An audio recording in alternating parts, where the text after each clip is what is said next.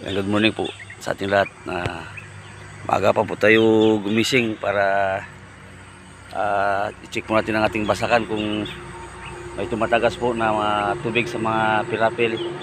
Po kasi pasasampahan po natin ang mga pilapil dahil marami pong mga butas para mapilapan po ang mga butas at hindi po mabilis na lumabas ang mga tubig. Ayan. Kung mapapansin nyo, may dala po akong pala ngayon.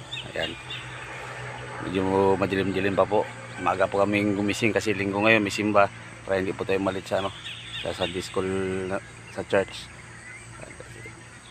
Pag linggo kasi dapat para sa Panginoon.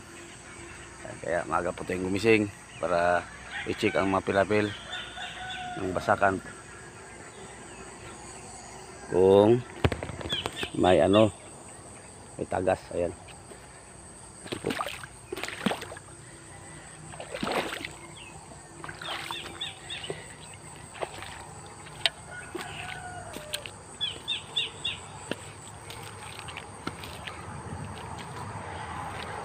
Bali, po, mga 1 week lang po to, makakapasabog na ako ng palay. So, ang napili po naming variety na itatanim dito is ang RC18. Kasi ang RC18 po ay palaban po siya sa sakit, saka matibay po. Lalo na sa minsan hindi po accurate ang ng tubig, ang dating ng tubig. So, kasi po ang dami ring farmers at ang dami rin nangangailangan. So, mas maganda yung RC18 po na na variety. Saka malambot po siya. Yun po kasi ang RC18 yung ginagamit namin sa bibingka. Nagluluto kami ng bibingka. Yan. Kasi napakalambot po. Kahit medyo malamig na po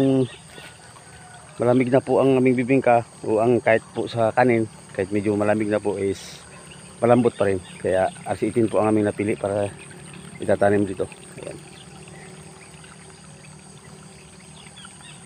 Ito ang basakan. Nakikita po natin mga napupuno na siya ng tubig.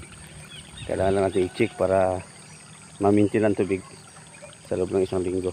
Dapat laging laging puno ang basakan ng lahat ng kahon. Ayan.